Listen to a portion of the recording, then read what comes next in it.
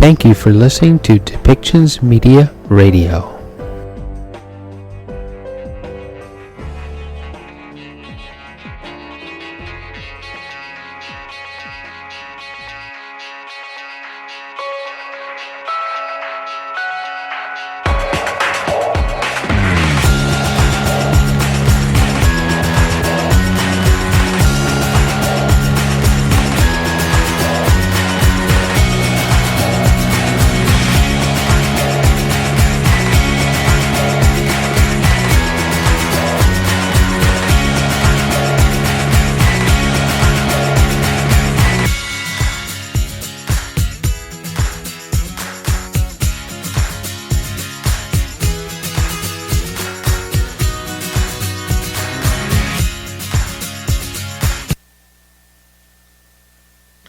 Okay, great. I think our guests are now visible to all of you. Welcome to our guests. Good morning, everyone. We're very pleased to have with us Leonardo Garnier, the Special Advisor of the Secretary General on the Transforming Education Summit. He's on your left screen. And on the right screen, you can see Stefania Giannini, UNESCO's Assistant Director General for Education.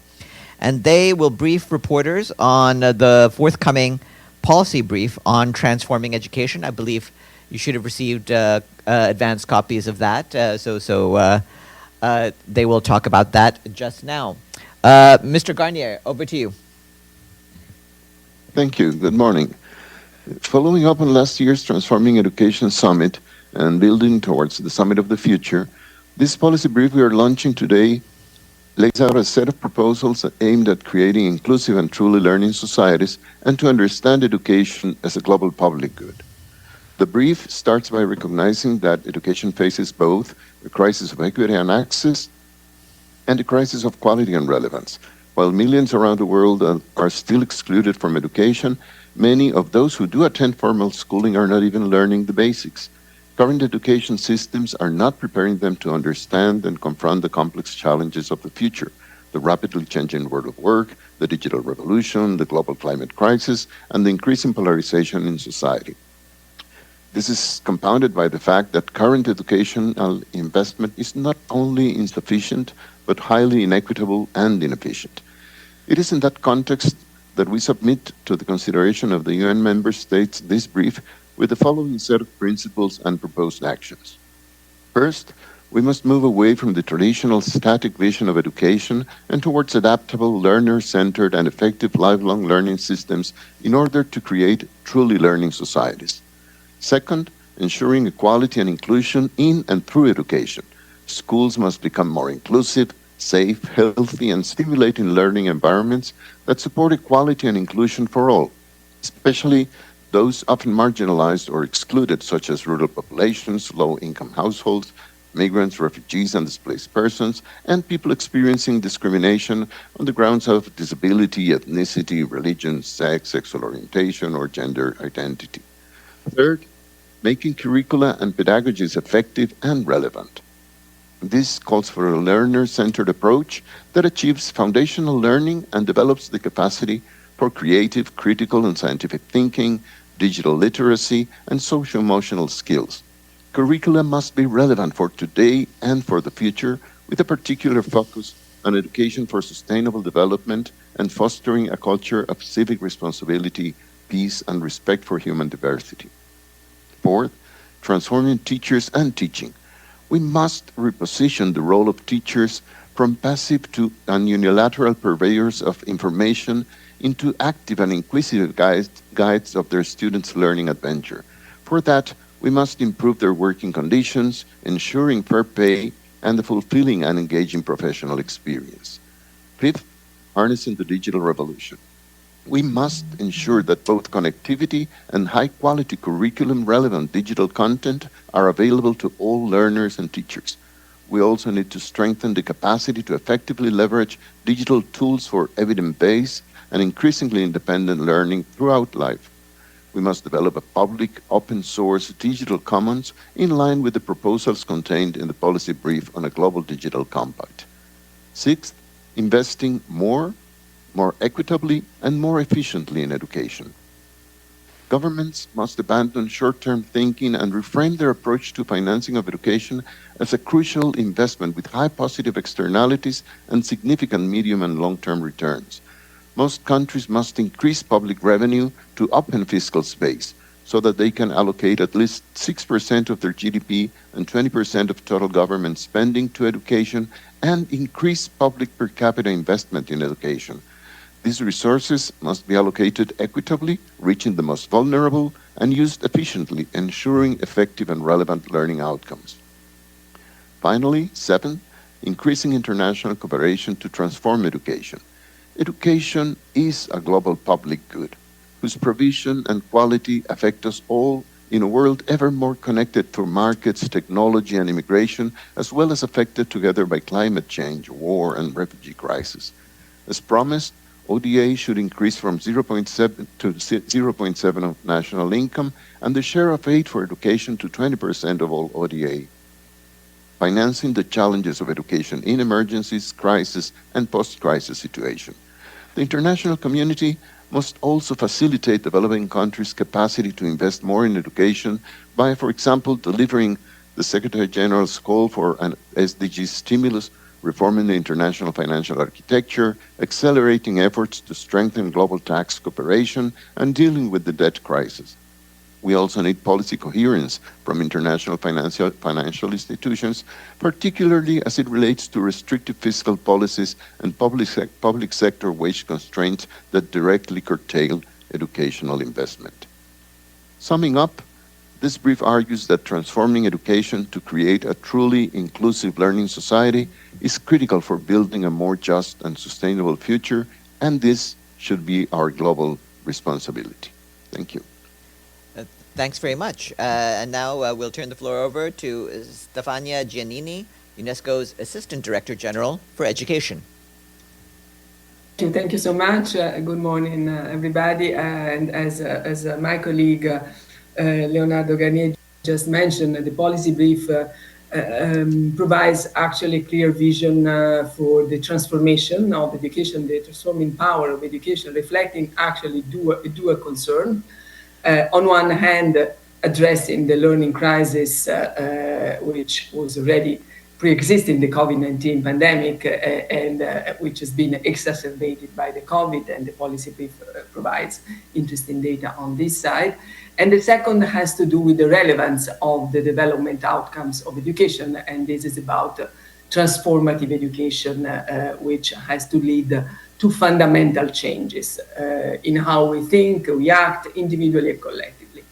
So now the question is, what about next? And I will focus on this process that it's the follow-up to the Transforming Education Summit last year, and which is clearly also mentioned in the policy brief. First of all, it's about moving from a culture of reforming education systems to a culture of transformation. And this means not simply change by incremental steps, rather than better version of existing systems. Transformation must result in education systems different from today. And this vision was further elaborated through the multiple tracks of consultation around the Transforming Education Summit initiative last year, which is behind, so to say, of the policy brief itself, both at country and at global levels. And the TESS call to action provided initial directions for transformative actions, locally grounded by the 140 national statements of commitment which member states provided last year, in relation namely to the following main topics: the digital and the green transitions, the need to move to a different model of financing education, better and more, gender equality, and ensuring the right to education in crisis situations and conflict situations. Well, the policy brief clearly outlines the challenges and opportunities of translating this vision into action at both national and global levels. And about next steps, the upcoming SDG Summit on the 18th and 19th September this year will be an important moment to showcase the concrete steps that are being taken to transform education. The High Impact Initiative on Transforming Education will mobilize a coalition of both front-runner countries as well as international partners to serve as the vanguards, the front-runners, so to say, for transforming education worldwide. The High Impact Initiative event, featuring exemplary country actions to transform, will pave the way to the 2024 Global Education Meeting, where we will take stock of progress made since the movement started last year. All this follow-up process is being developed under the auspices of the SDG 4 High-Level Steering Committee as a concrete expression of the UN working as one. And it's now focused on a set of flagship activities to ensure the effective follow-up of the tests, including what the following I'm going to mention. The dashboard of country commitments and actions to serve as a monitoring and accountability tool for how countries and also partners translate their commitment into action. And the dashboard will be launched at the High Impact Initiative event next month. A SDG 4 Knowledge Hub is being developed as a global one-stop shop for countries and partners to access and contribute SDG data, policy documents, research reports, good practices, tools, and all country-level progress on a unified online platform. And this should be a big progress in terms of having a clear vision of where we are in terms of the acceleration to SDG 4. Then the Global Youth Initiative, which will take forward the recommendations of the Youth Declaration launched at the summit that the young people actually deliver to the Secretary General himself. The 3 new SDG 4 benchmark indicators developed around digital learning, greening education, and youth engagement, which are not included in the SDG targets and benchmarks. And finally, the Global Education Financing Agenda, which is another important pillar of the process, which includes the creation of a dedicated multilateral financing of education initiative. So these multiple efforts will feed into the Summit of the Future next year. And as the summit will represent a critical milestone in global development, this policy brief serves to guide and to position the transformative education agenda as the heart of our collective efforts and related also to the development of our common agenda. Over, thank you. Thank you very much. And I'd like to now turn the floor over for questions. Edith Lederer. Thank you very much on behalf of the United Nations Correspondents Association for doing this briefing. My name is Edith Lederer from the Associated Press. I have 2 questions.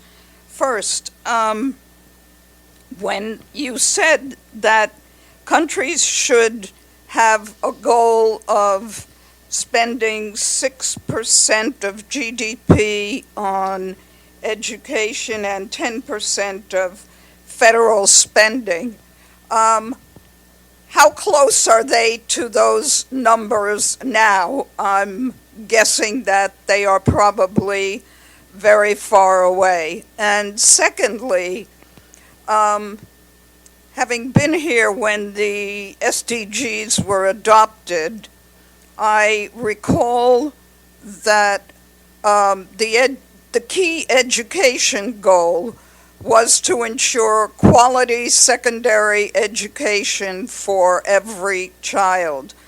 I don't think we've even gotten to quality primary education for every child.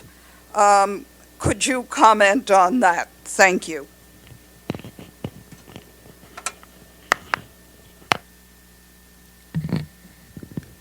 Over to you, over to our guests.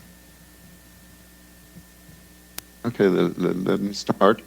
First, the idea of pushing countries to invest 6% of their GDP and 20% of their spending, these indicators reflect the 6% of GDP, the national effort, what percentage of your national income you invest in education, and the 20% of spending reflects the government's effort in financing, and those are, of course, indicative figures.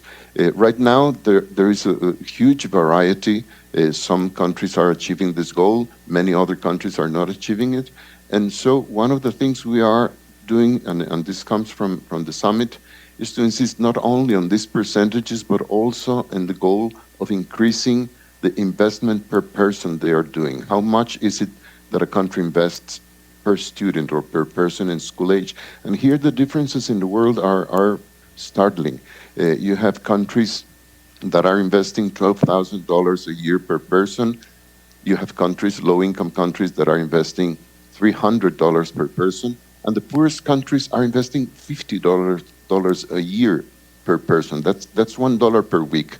So yes, the effort that we have to make in terms of financing of education is huge, and this relates to your second question.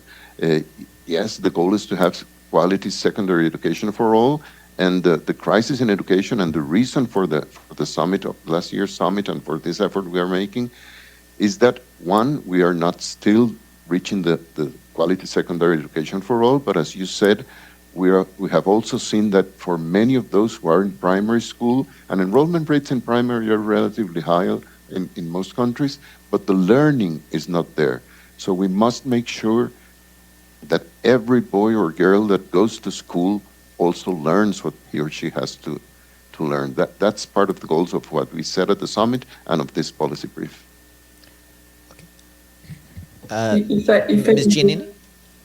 Yes. Sorry, no, just complement very briefly these 2 points from my side. I think another important component of this global reflections on how to increase and support financial education for the future, and for unlock the potential of the transformative model that the summit was actually proposing, is very much about also better financing. So there is a financial gap, as Leonardo mentioned, and a huge divide, I would say, between the global south, for sure, especially sub-Saharan African countries and the rest of the world. But there is also a question of a country level when it comes to domestic financing that we have to keep in mind. It represents globally 97% of the budget allocated to education. It's also a question of having a more effective investment, and that's why we are discussing also with ministers of finance and not only ministers of education. And this is a huge step ahead. The second point, yes, sure, quality secondary education is one of the target. The question is that SDG 4 is promoting since its launch in 2015 a lifelong learning dimension for education, and that's why it's so important that the quality of learning, whatever the level of education, is the real goal to achieve, and all these transformative targets that we are talking about and we are following up to translate into action are inspired by this principle. Thank you. Thank you very much. Mariam? Thank you so much, both of you, for the briefing. As you mentioned, the quality of education is very important. I have a question about Afghanistan, but I'm going to ask that second. But my first question is also about Afghanistan. It's about quality of education.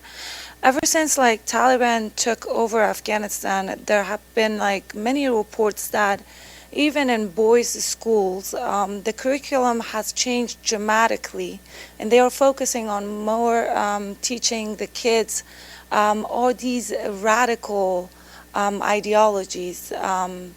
How worried is UNESCO and the Transforming Education Summit about countries like Afghanistan or the quality of education that is more focusing on radicalism? Also, another question about girls' education in Afghanistan, and you mentioned secondary quality, the secondary school quality. How does countries like Afghanistan fits into the agenda as this, where girls are not even allowed to go to school, and Afghanistan is the only country in the world where girls are not allowed to go to school and get education in the secondary schools or universities? Thank you. Any of you can answer the question. Thank you. Thanks. Please, back over to our guests. Possibly I can start this time. Thank you. And then Leonardo, you'll take the floor. I start from girls' education and the local authorities banning actually at university level more recently, but also from all other levels and secondary of education.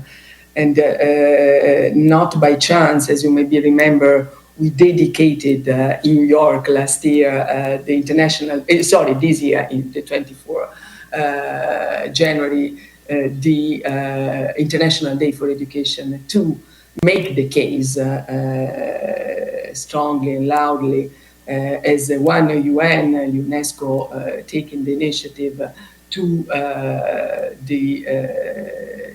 advocate for education as a right, which has to be given back to girls all over the world, especially in a country like Afghanistan. So we are very keen to follow closely through advocacy, of course. That's part of our role, and to tireless not giving up to make the case, and also in a more concrete way on the ground, reaching out to girls and young women through community-based schools, which can provide education somehow, despite the system officially doesn't allow them to go to school. So there is, and this is something which is UNESCO and the UN system, UNICEF,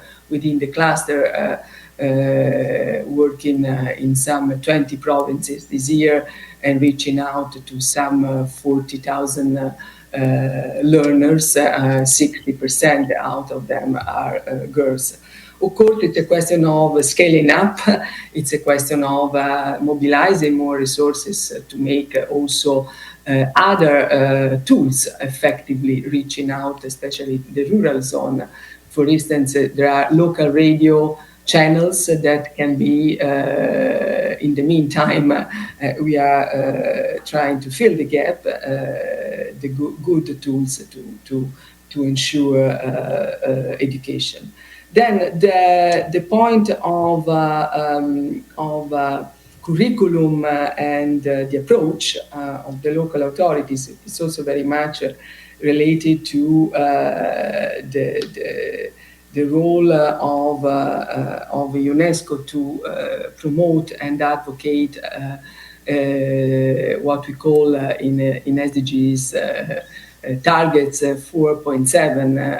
That means having an approach to global citizenship and using education as a tool to counter all these different forms of discrimination. Of course, there is a responsibility of local authorities and governments, whatever the country, and this is something that cannot be directly addressed, but continuing to promote our model of learning and teaching. And I think that including curriculum development. And I think that all the topics that we discuss and we relaunched last year, the Transforming Education Summit, are very much also related to this crucial function of the 4.7, the core, the transformative core of SDG 4. Over. Okay. Anything from you, Mr. Garnier? Just a few comments. I think that as Maria was saying, Afghanistan is the most extreme case of exclusion of girls, but also, as she said, of promoting a curricula that moves away from the current challenges of human rights in the world. I think the pressure from the international community and from the UN system is critical here. However, I think it is also important to learn from these extreme cases and to realize that no country is immune to these tendencies to radicalize education. The first time one reads a book like The Handmaid's Tale, you think it's fiction, and then you start seeing even advanced countries forbidding books in schools because they talk about slavery, about gender equality or women's rights. So we all must be on guard for the most extreme cases like Afghanistan, but also for these tendencies arising in many other places. Thanks. Yes, please, you. Hi, I'm Abigail. Thanks for briefing us. I'm curious what you think the best way to integrate socio-emotional learning, especially in crisis-affected areas, is when there may be a stigma against learning about mental health.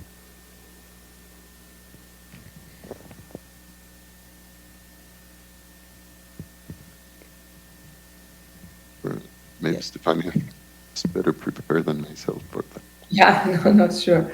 Well, we think that socio-emotional learning is a critical component in all context of crisis, conflict for sure. But broadly speaking, I think if there is a lessons we learn through the pandemic is that schools are not simply places to learn. They crucially have this function, of course, but they are very much places where children, learners have to unlock their human and social potential. That's why this is a part of the transformation that is very much already concretely translated into action. I can give you a concrete example, what we are doing in Ukraine, where there is a conflict ongoing still, of course, and where it's not simply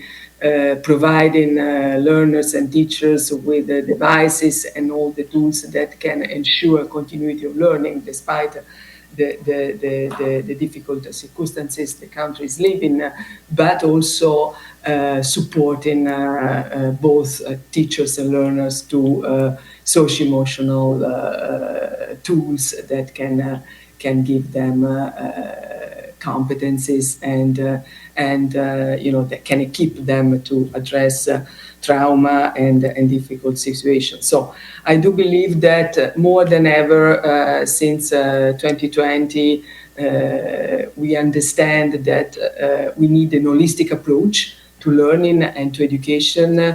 We need health and safe and healthy environment for learning as the precondition to reach out to well-being of children and teachers, and consequently to improve learning outcomes.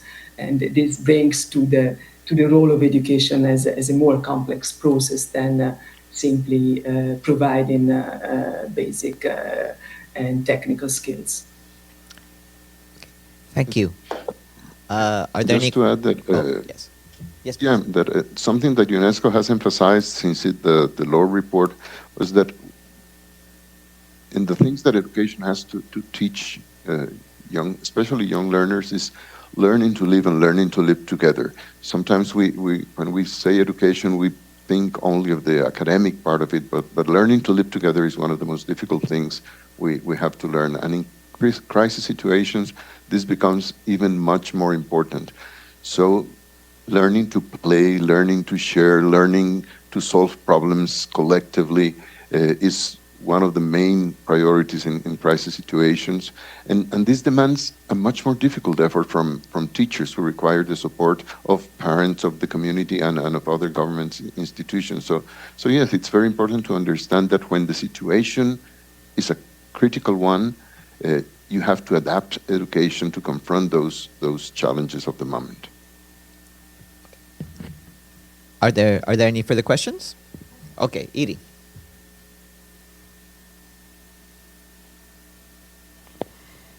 Does UNESCO have a policy on educating preschool children, and particularly on teaching them tolerance for race, religion, sexual orientation,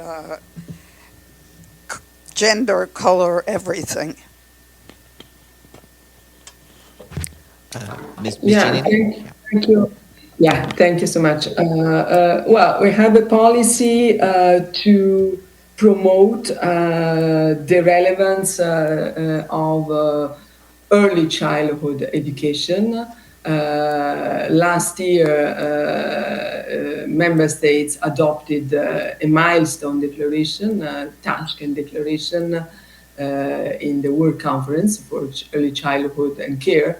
And within this context, among other priorities, one priority was still is one of the objectives to achieve through the roadmap that the declaration actually provides member states with is still socio-emotional support to early childhood education. And this includes also all the dimensions that my colleague just was referring to, of course, which is the living together, the tolerance, the approach to values and the way to since the very beginning of life to accept differences and this is very much the UNESCO roadmap, but also includes all the other components which are also related to gender equality and the program that we are developing and that we call comprehensive sexuality education is addressing these topics. Maybe I'd like to add it's sort of a personal comment on this, but when I was Minister of Education in Costa Rica and we were introducing a curricular reform in civic education, and we were talking about the importance of tolerance in those programs. And then we came to realize that as important as it is, tolerance is not enough.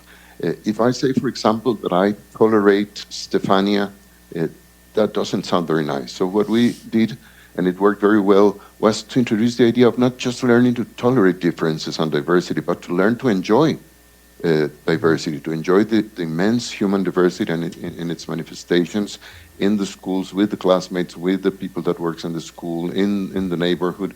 So enjoying diversity, I think, is the basis for really learning to live together.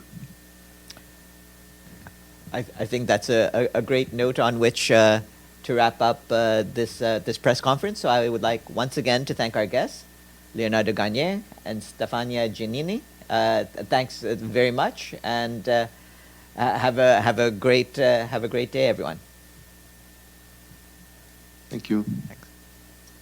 Thank you very much. Thanks.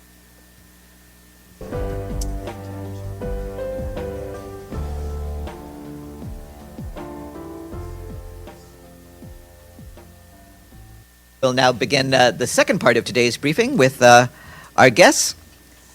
Sitting in the center seat, you have Ted Chaiban, UNICEF's Deputy Executive Director for Humanitarian Action and Supply Operations.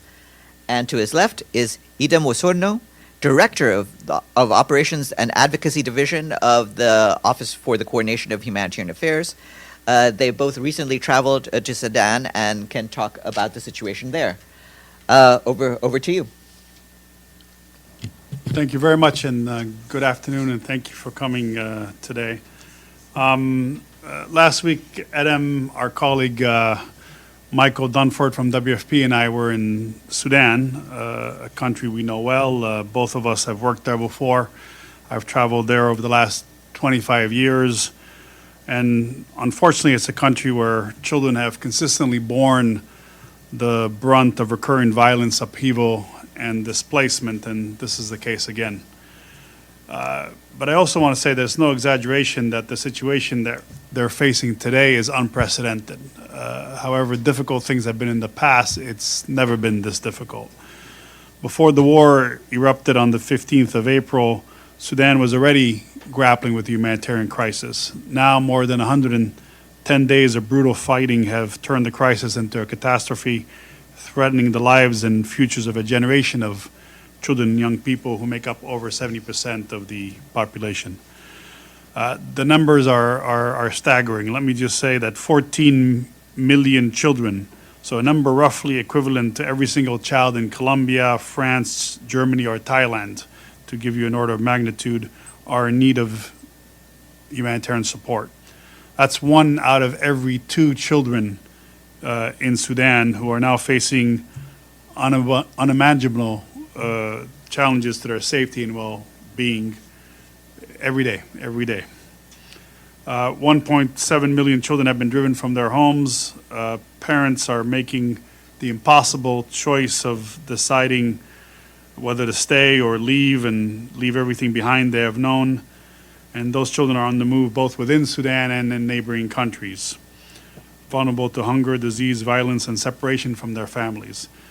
This 1.7 is in addition to the 1.9 million children who were already displaced within Sudan prior to the latest crisis. We issued a report a few days ago that made the point that, from what's reported, 435 children have been killed in the conflict, at least 2,025 children injured. That's an average of 1 child killed or injured every hour since the war began. And we know that that's an underestimate. The true toll is much, much higher. I saw the toll of the atrocities committed against children and women during the darkest days of the Darfur conflict 18 years ago. Both Adam and I were there. And I think we're deeply concerned that we could be looking at a repetition of these terrible days.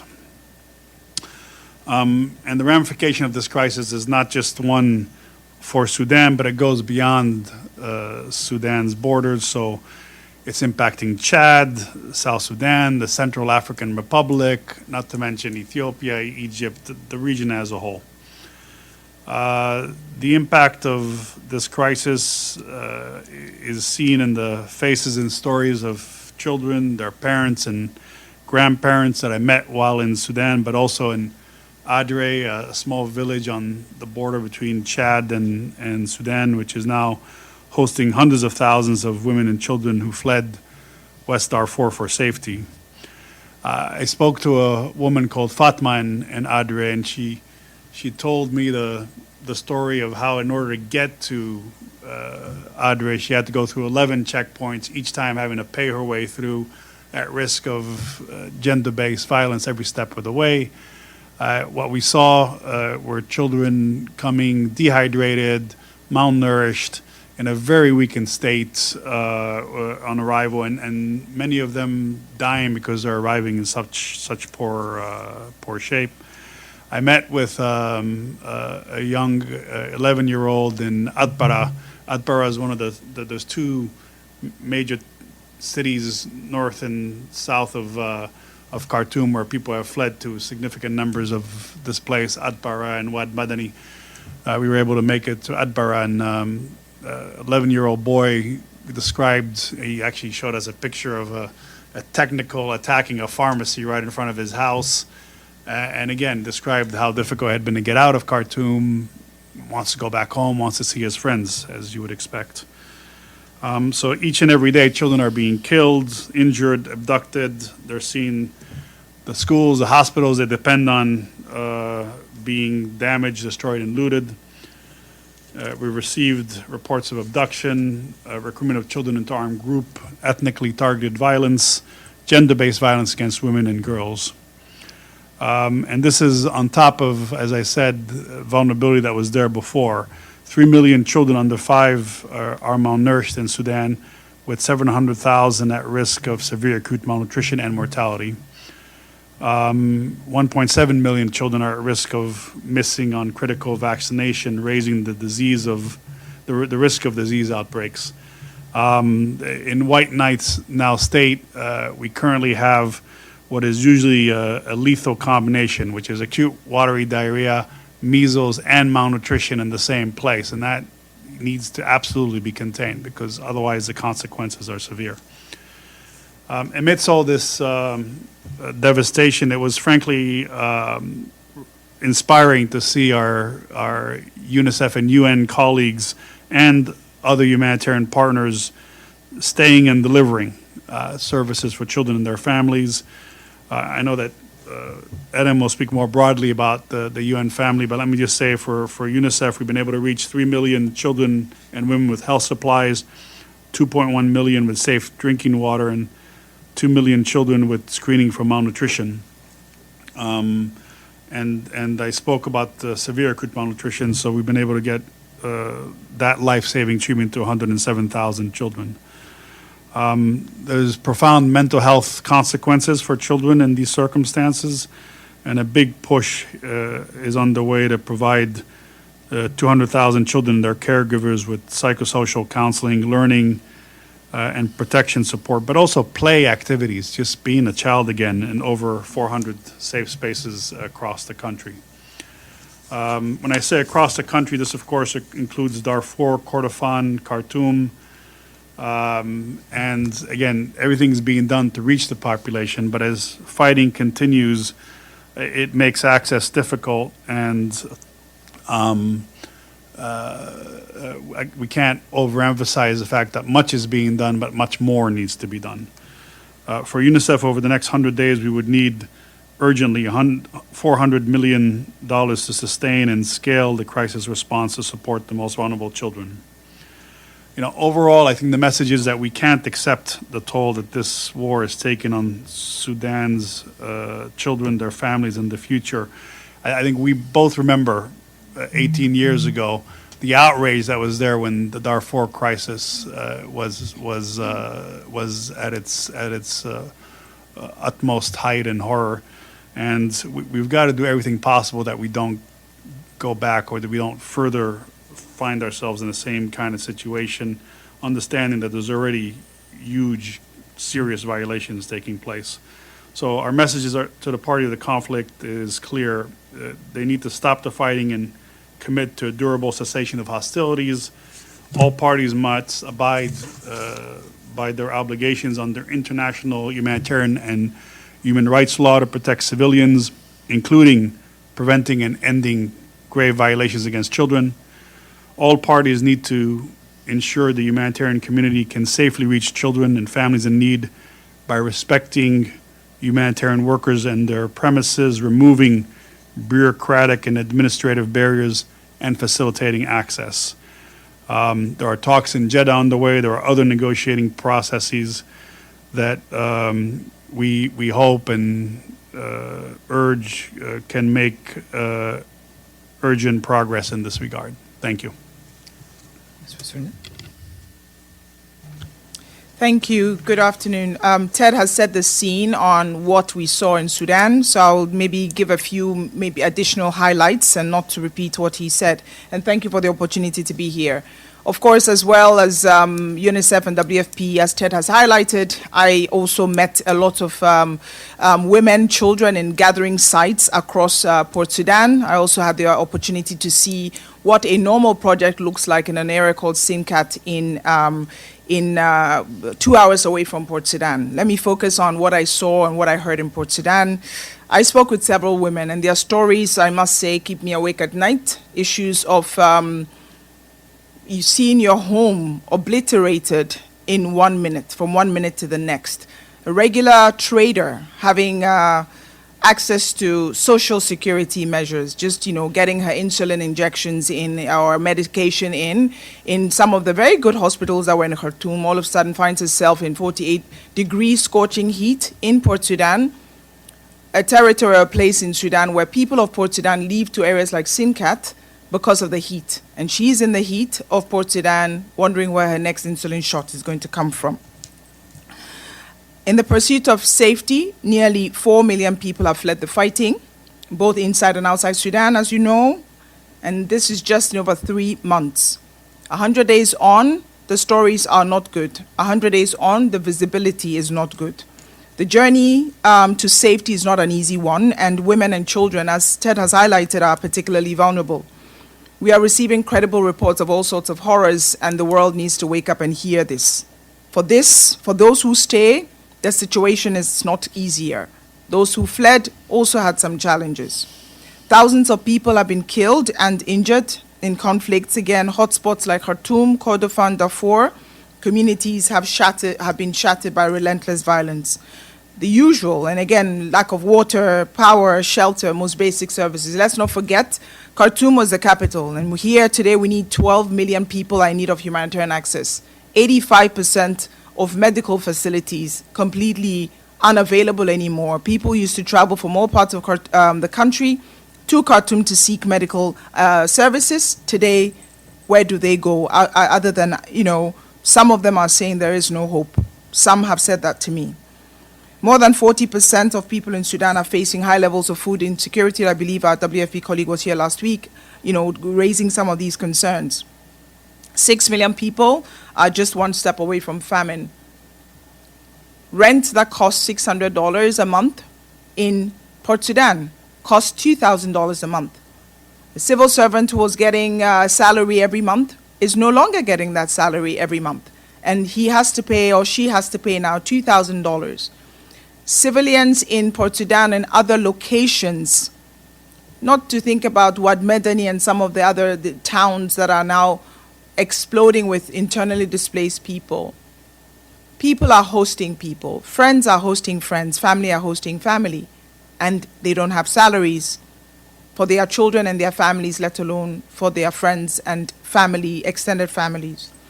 The good news amidst all this gloom is that we are able to deliver humanitarian assistance wherever we can. Ted has talked about some of the numbers. Let me give you a few overall figures as well. 93 humanitarian partners reached at least 2.5 million people with some sort of life-saving assistance across Sudan between April and June.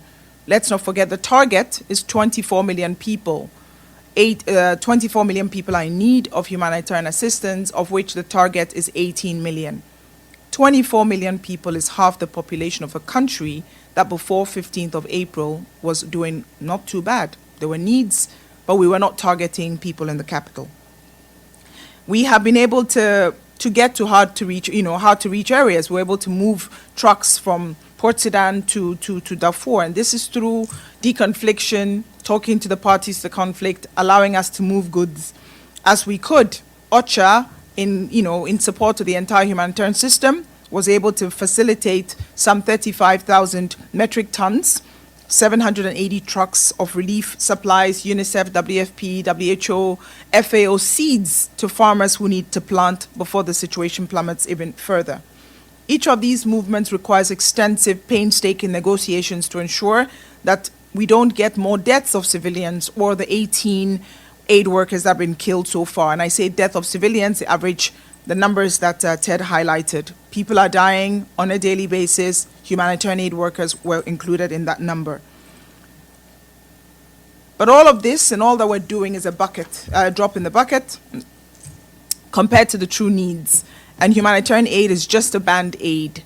Basic social services have completely broken down. Banking systems do not work. And schools have collapsed. And again, UNICEF has really highlighted those. Again, the many children I interacted with, children that you and I know, faces that you and I see, saying, I just want to go back home. I was in Khartoum, I was playing, and then a bomb dropped.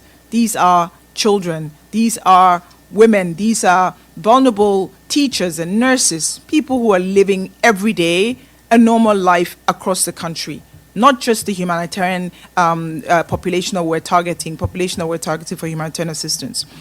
To do more, we need funding. This is one of the lowest funding levels I've seen for Sudan in a long time. We are barely 25% funded. We're asking for $2.6 billion. We are barely at 600 million. The exact number, we're at 625 million received of the 2.6 billion requested, and it is August 2023. The war started 3 months ago. We cannot do more without funding, and that's clear. You've seen an article recently in the New Humanitarian that our NGOs are possibly, losing staff because of an inability to fund the projects that we have.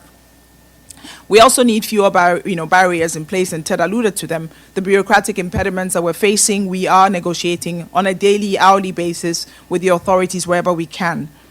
Unhindered and unconditional access is necessary. And everyone I spoke to, some people said, I don't want food, I don't want water, I just want peace, I want to go home. So this is the message to parts of the conflict as well.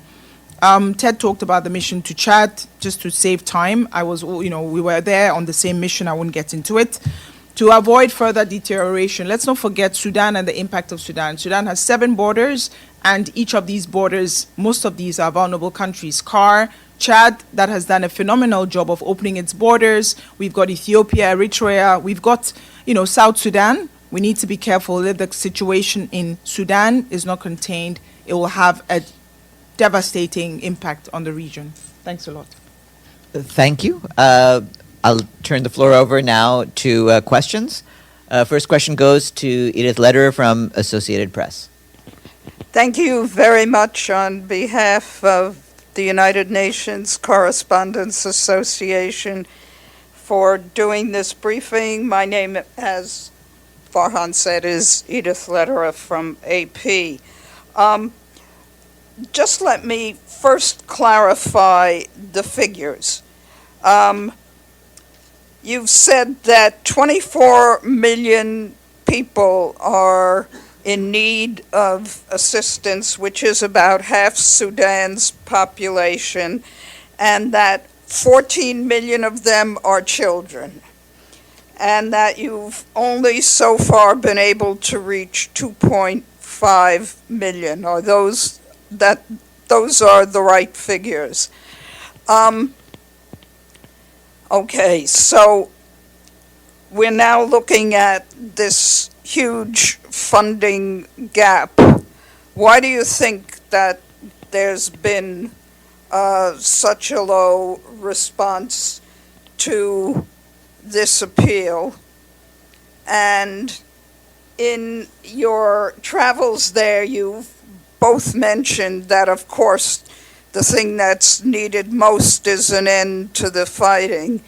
Did you see any signs of a possible end to fighting, to new talks, a ceasefire? Thank you.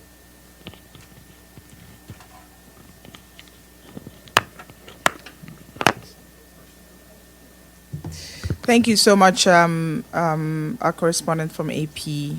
I think you're first on the numbers. Before the 15th of April, we asked for, I believe, I'm asking my colleague to check the exact figure, but the humanitarian appeal was asking for much less. Post 15th of April, we had to do an assessment of the needs. Just imagine a country where the capital city is functioning pretty okay and the humanitarian needs are very little. From there to 12 million people in need. From a country that has, the capital was bombed, and therefore 85% of the health services are no longer functioning. We've been in Sudan, as Ted said, for more than a long time, and 20 years ago I was certainly there, and the focus was on Darfur, it was not on Khartoum.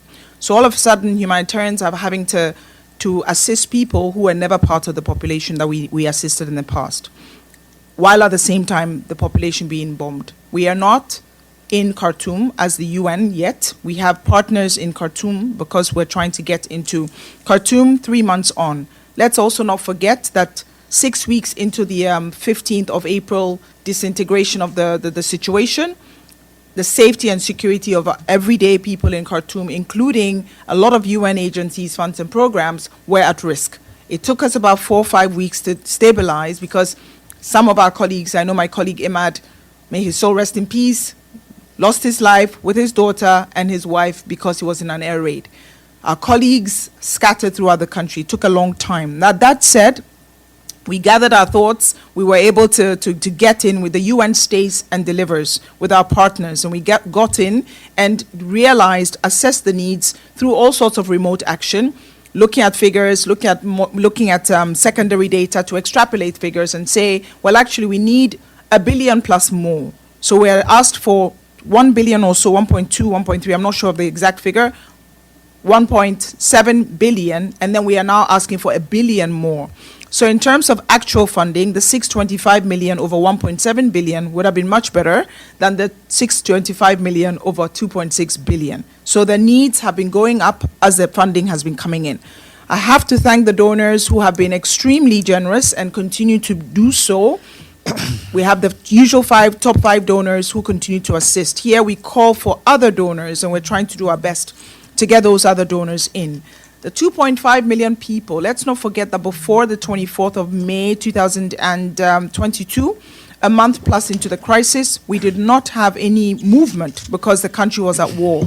So over the last 1 month, 6 weeks, as Ted said, our colleagues who stayed in the face of extreme danger, and we've been in crazy places in the world, and right now Sudan is one of the most dangerous places to operate. So to do 2.5 million people, 780 trucks, mobilizing and negotiating to get in has been no small feat.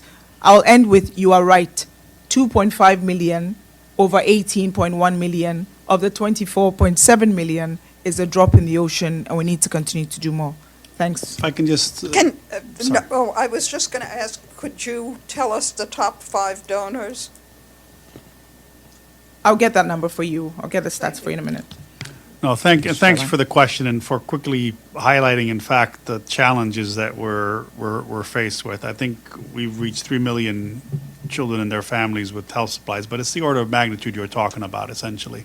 And it just, again, underlines the reason why we went to Sudan with OCHA, with WFP, to highlight the enormity of needs. When we were there 18 years ago, the periphery was having issues, huge problems in Darfur, huge problem in the east. This is the whole country falling apart, including all of the infrastructure that people used to rely on in Khartoum, which is no longer available, which has basically been destroyed.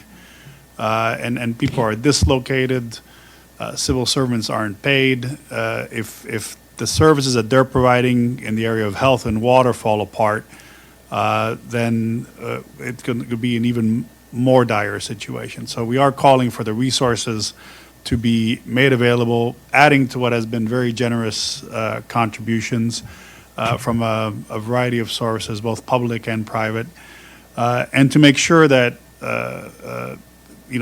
because this is a conflict, that people don't say, well, that's the responsibility of the parties that started this conflict. The population is suffering as a result of people that they don't control. And we absolutely have to make sure that the services, the life-saving services are available to them. In terms of an end to the fighting, there wasn't signals that that's the case. I mean, we met with specifically the authorities in Port Sudan, who indicated some of what they would expect to come out of negotiation. There are talks in Jeddah currently underway, and again, our call is for those talks to yield a ceasefire, to put the emphasis on humanitarian access, and so every step being taken by negotiators in that direction is appreciated, but it is urgent that this happens now. Okay, Margaret Bashir. Hi, it's Margaret from Voice of America. Thanks, both of you, for your briefing. Can you just, I'm a little confused. You said 12 million need aid in Khartoum alone? Was that correct? That's the population of Because the population, I Khartoum. Googled it, the population's like half that, so I'm a little confused. Where was the 12 million that you mentioned? that's the population that we're targeting. You know, there's been movements. Let's Right. also not forget what I said before. The extrapolation of the numbers is we haven't, usually it's called protection by presence, and everywhere I've seen. Here in Khartoum, we have not been able to reach be physically present to see. Population of Khartoum plus movements across. Every day there's a different picture. I have to be honest. We were in Port Sudan for 5 days, and every day there were movements. Sometimes we get the numbers right, sometimes we don't. But I think the focus here is on the magnitude. We did not assist people in Khartoum before, as we've both been saying, and now we have to. We did not have to assist people who were getting a social security check every month, and now we have to be part of that. The numbers may change, and the numbers is not the focus here today, colleagues. The issue is the magnitude of the situation and the fact that we are a drop in the ocean when it comes to those who are trying to reach. I also, and forgive me if I misspoke on a particular number on Khartoum, I also wanted to come back on the issue of the funding. It is the usual suspects. It's the US, European Union, the Central Emergency Response Fund, which is managed by the Secretary General, and it's a contribution of many, many donors, large and small, Germany and Sweden, the top 5 donors. And also the US is the 51% of global humanitarian response comes from the US. Thanks. So actually, could I just finish asking you, so my understanding was that people are leaving Khartoum. I mean, that's the place they're leaving. So, but yet I feel like the need would be leaving Khartoum and going other places is what I guess I'm asking you. So can you just clarify that a bit? And what access do you have in Darfur, particularly West Darfur? So if I can come and just, there is part of the population of Khartoum and Omdurman that has made its way to Wad Madani and Atbara. I mentioned being in Atbara, which is north of Khartoum and Omdurman, and which has now received the highest level of internally displaced outside of the Darfurs. And that is indeed, as you point out, the population that has been able to leave. And they've moved towards Atbara, towards Wad Madani, further east always toward Kassala, Gedaref. And we also saw people in Port Sudan who had fled from Omdurman and Khartoum. So people who can get out have gotten out. There was still a civilian population trapped in Khartoum. It's less than the population that was at the onset. And again, the statistics officially of who's in Khartoum is based on projections, and we're talking here the greater Khartoum Omdurman area.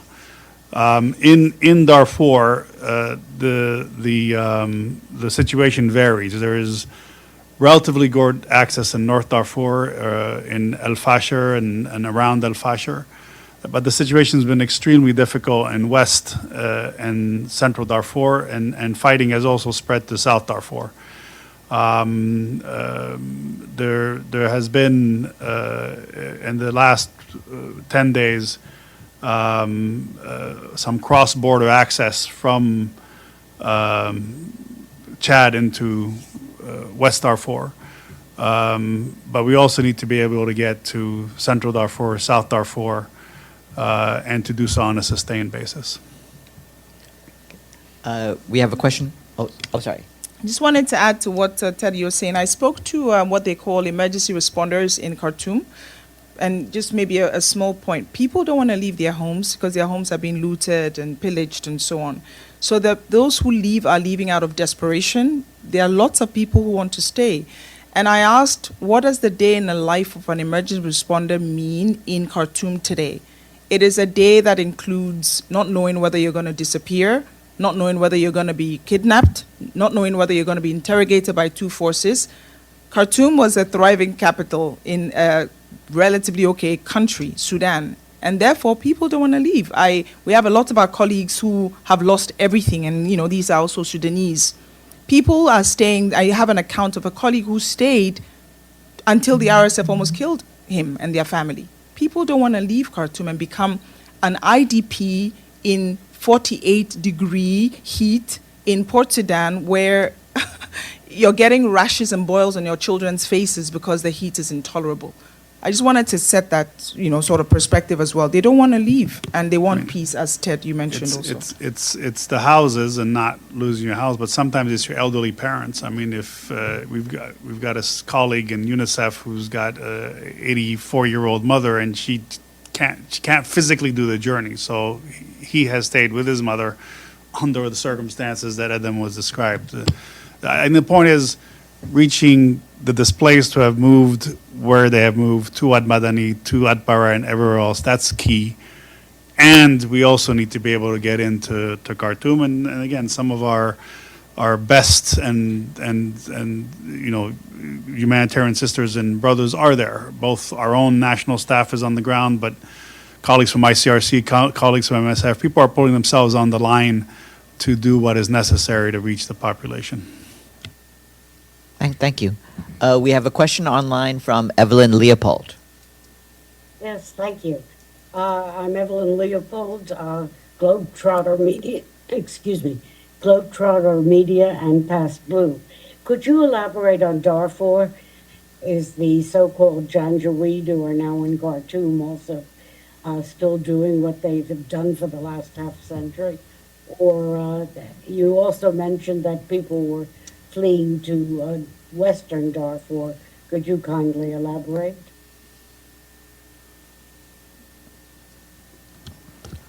So again, a picture in a moment of 2004, 2005 in Darfur, the situation, the issue of scorched earth policy, targeted tribes, issues of words that we didn't want to use because we didn't have the empirical evidence at the time, 2004, 2005. I certainly saw some things in Darfur that still haunt me today. This time in Darfur, it is at scale. It is worse than it was in 2004. And the numbers are higher than they were in 2004, 2003, 2004. As Ted mentioned, the people we spoke to in Chad, on the border, Adre, that small town Adre, said the targeting was continuing. But again, here we speak about the needs that we've seen in terms of people who are in need of humanitarian assistance. There have been reports by those who look into these things, the Office for Human Rights, Amnesty International, on some of the grave violations based on empirical evidence. What we heard was that things happening in Darfur have been, similar to what we saw in 2004. The other thing is, of course, I think, Ted, you mentioned it, and I also mentioned it as well. Despite all of that, we've been negotiating. There's a deputy humanitarian coordinator based in Darfur when the situation gets better, but also from Chad, taking in humanitarian assistance from the Chad side. We have been grateful for what the Chadian authorities, as well as the Sudanese authorities, have allowed us to have cross-border movements when the security situation allows. But this is one of the most insecure environments that I've ever been in and seen. What's happening in Darfur continues. What we're trying to do to assist people in need also continues. Thanks. If I can add to the question, and yesterday, the special representative of the Secretary General that heads UNITAM issued a statement strongly condemning the indiscriminate targeting of civilians and population in public facilities by the RSF and allied militias in the locality of Serba, 45 kilometers north of Janina in West Darfur, and expressing concern about similar incidents in Yala, South Darfur, and Zalinji, Central Darfur. Clearly, again, we're all saying, history cannot repeat itself in this regard. Over 90% of the refugees crossing into Adre in Chad are from the Masalit community. So that tells you who is having to flee and why they're having to flee. And I would refer you to the UNITAM statement in this regard. Thanks. One more question from Edie. As I recall from the Darfur conflict, it was basically the Janjaweed going after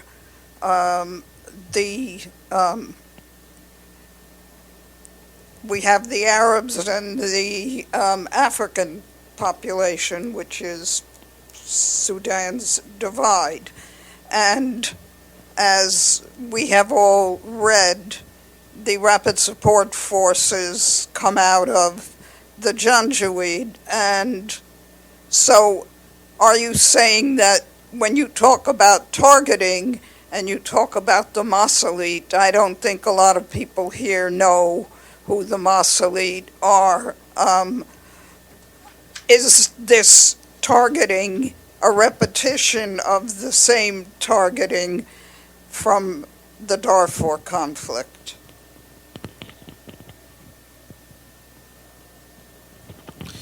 Thank you. From what we're seeing, I think I'll just stick to what Ted said and what we saw.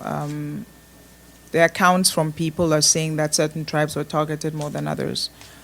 And here, I think the focus right now in this briefing is on how do we get assistance into the different areas, Khartoum, Wad Medani, Port Sudan, to a lesser extent, the Kordofans, and how do we stay and deliver no matter what.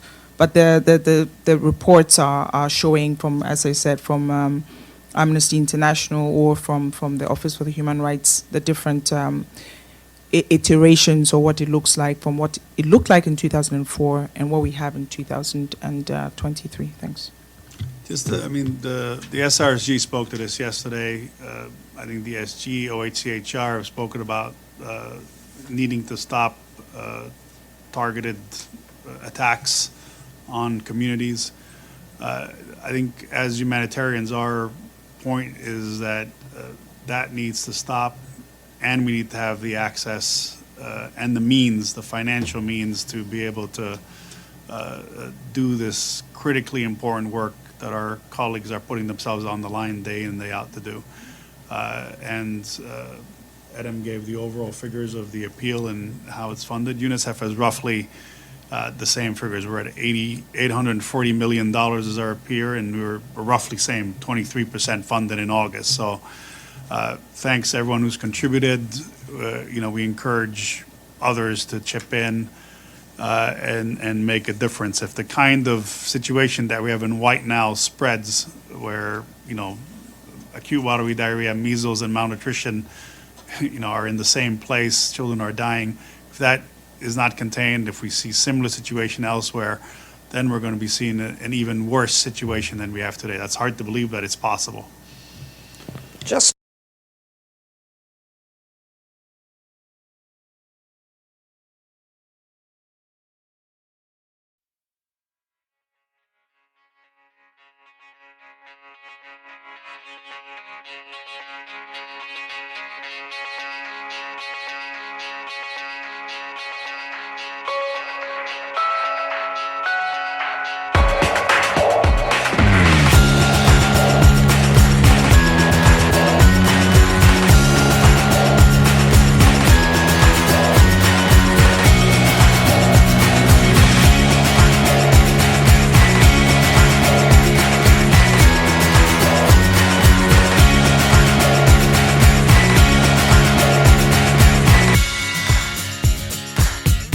This show has been produced by Depictions Media.